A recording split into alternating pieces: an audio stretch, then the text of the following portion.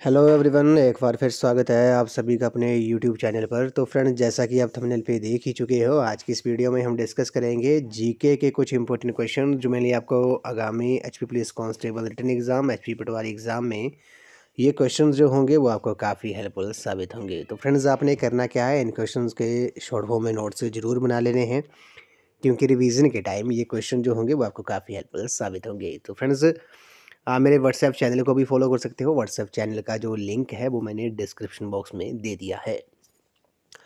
तो friends, video को शुरू करते हैं। इस वीडियो का क्वेश्चन नंबर फर्स्ट है। इसमें बोला गया है कि Bharat father of Indian cinema जो है वो के नाम से कौन प्रसिद्ध है। तो ये आपने याद रखना है, फादर ऑफ इंडियन सिनेमा जो है वो किसे कहा जाता है। इस क्वेश्चन का जो राइट आंसर है वो आपका ऑप्शन नंबर बी है, दादा साहेब फाल्के को फादर ऑफ इंडियन सिनेमा कहा जाता है। ऑप्शन नंबर बी जो है इस क्वेश्चन का करेक्ट आंसर है। आपने एक क्वेश्चन और याद रखना है कि दादा साहेब फाल्के अवार्ड से प्राप्त करने वाला पहली एक्ट्रेस जो थी वो कौन थी। किसे सबसे पहले दादा साहेब फाल्के अवार्ड जो था वो मिला था, तो वो आपने याद रखना है देविका रानी को। देविका रानी जो थी वो पहली प्राप्तकर्ता थी दादा साहेब फाल्के अवार्ड की। आपने याद रखना है, क्वेश्चन जो है वो कई बार एग्जाम में क्वेश्चन जो है वो पूछा गया है। तो फादर ऑफ इंडियन सिनेमा जो है वो दादा साहेब फाल्के को कहा जाता है। नेक्स्ट क्वेश्चन पे चलते हैं। अगले प्रश्न में बोला गया कि भारतीय राष्ट्रीय गीत वंदे मातरम जो है सर्वप्रथम कांग्रेस के कलकत्ता अधिवेशन में कब गाया गया था।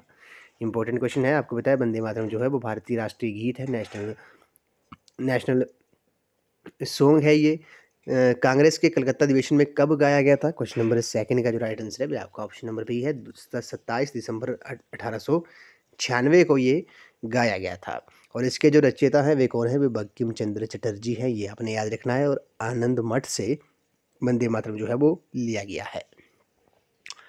नेक्स्ट क्वेश्चन पे चलते हैं। खेल प्रशिक्षकों को किस पुरस्कार से सम्मानित किया जाता है। तो कोचिंग जो है ये आपने याद रखना है।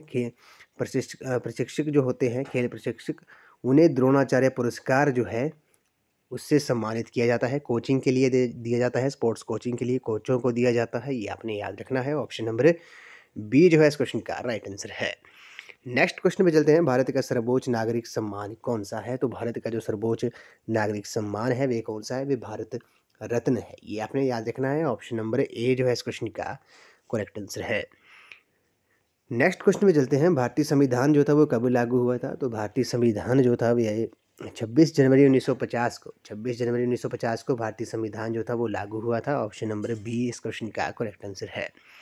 नेक्स्ट क्वेश्चन में चलते हैं। संसार में क्षेत्रफल की दृष्टि से भारत का कौन सा स्थान है। तो क्षेत्रफल के आधार पर भारत जो है वो विश्व का, संसार का 7वां सबसे बड़ा देश है। ये आपने याद रखना है। ऑप्शन नंबर ए जो है इस क्वेश्चन का राइट आंसर है। और सबसे बड़ा जो देश है संसार का, विश्व का, वे क्षेत्रफल की दृष्टि से वे रूस है। ये आपने याद रखना है।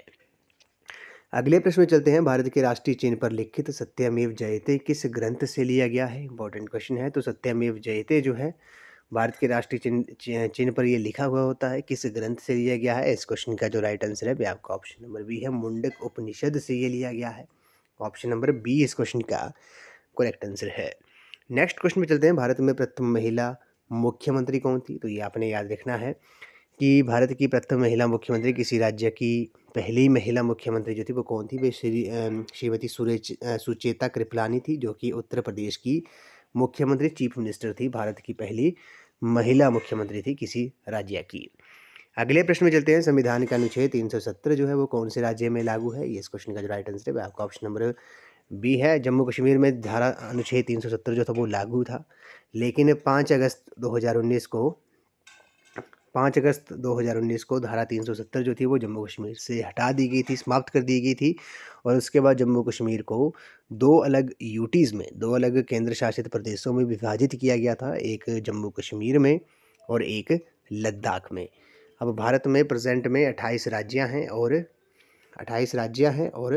8 जो हैं वो यूटीज़ हैं। ये आपने याद रखना है। इंपॉर्टेंट है, क्वेश्चन जो है वो कई बार एग्जाम में क्वेश्चन पूछा गया है।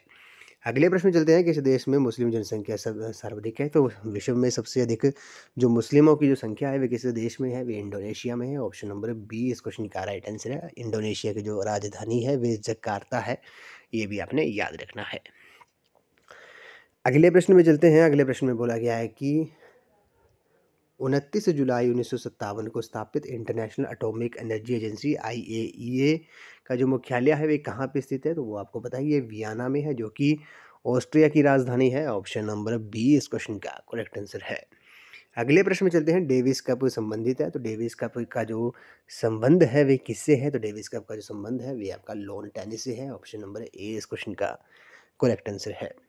अगले प्रश्न में चलते हैं। बांग्लादेश की मुद्रा क्या है? तो बांग्लादेश की जो करेंसी है वे टका है। ऑप्शन नंबर ए इस क्वेश्चन का राइट आंसर है। और बांग्लादेश की जो राजधानी है वे ढाका है, ये भी आपने याद रखना है। बांग्लादेश को पहले पूर्वी पाकिस्तान के नाम से जाना जाता था। 1971 में बांग्लादेश जो था वो आज़ाद हुआ था और नया देश बना था 1971 में, ये आपने याद रखना है। नेक्स्ट क्वेश्चन में चलते हैं। सूर्य के सबसे समीप का ग्रह कौन सा है? तो सूर्य से सबसे जो नज़दीक ग्रह है वे कौन सा है? वे है बुध जो है वे सूर्य के सबसे नज़दीक ग्रह है। ऑप्शन नंबर ए इस क्वेश्चन का राइट आंसर है। लेकिन आपने याद रखना है कि अगर आपसे क्वेश्चन में पूछा जाए कि सबसे गर्म ग्रह कौन सा है, तो सौरमंडल का सबसे गर्म ग्रह जो है वो आपका शुक्र है, ये आपने याद रखना है। हॉटेस्ट प्लैनेट जो है ये आपका शुक्र ग्रह है। अगले प्रश्न में चलते हैं। सूर्य का प्रकाश पृथ्वी तक कितने समय में पहुंचता है? इंपॉर्टेंट क्वेश्चन है, कई बार एग्जाम में पूछा गया है। इस क्वेश्चन का जो राइट आंसर है वो आपका ऑप्शन नंबर डी है, 500 सेकेंड। ये आपने याद रखना है। 8 मिनट 16 सेकेंड में सूर्य का जो प्रकाश है वे पृथ्वी पर पहुंचता है। अगले प्रश्न में चलते हैं। चीनी यात्री हुआन स्वांग किसके शासनकाल में भारत आया था?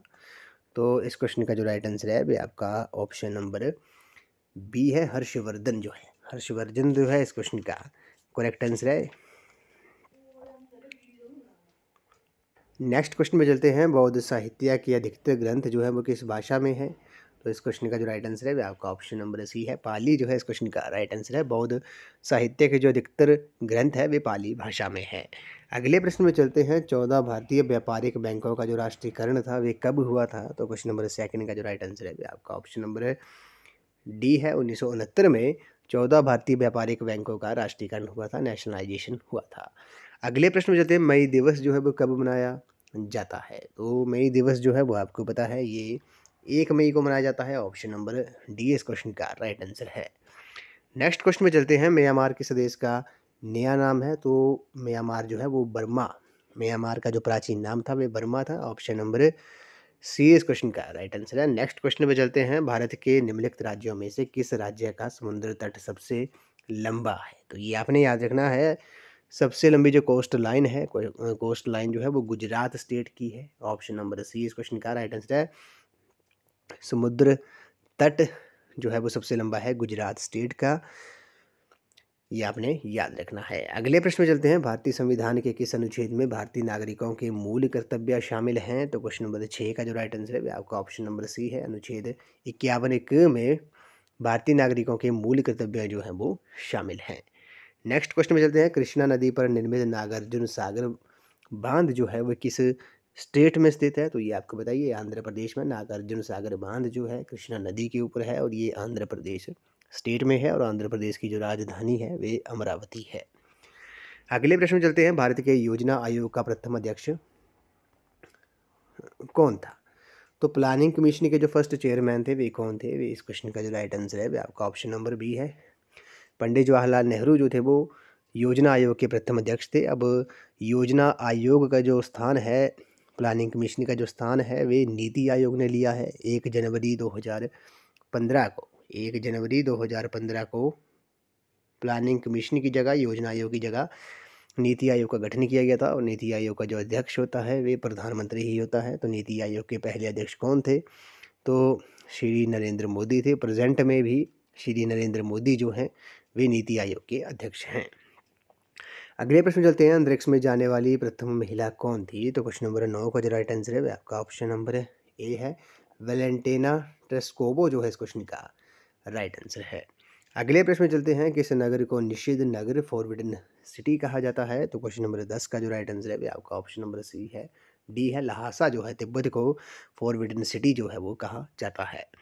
अगले प्रश्न में चलते हैं। एक सामान्य स्वस्थ मनुष्य का हृदय प्रति मिनट धड़कता है तो कितनी बार धड़कता है? क्वेश्चन नंबर 11 का जो राइट आंसर है वह आपका ऑप्शन नंबर डी है, 72 बार।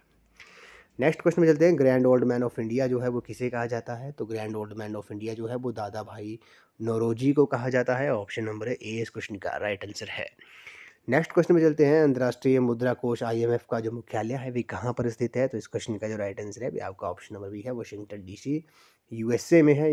ऑप्शन बी इस क्वेश्चन का राइट आंसर है। नेक्स्ट क्वेश्चन में चलते हैं, भारत की सबसे बड़ी झील चिल्का झील जो है वो किस प्रदेश में है? तो किस स्टेट में है? तो चिल्का लेक जो है वो आपको पता है ये उड़ीसा स्टेट में है। ऑप्शन बी इस क्वेश्चन का राइट आंसर है।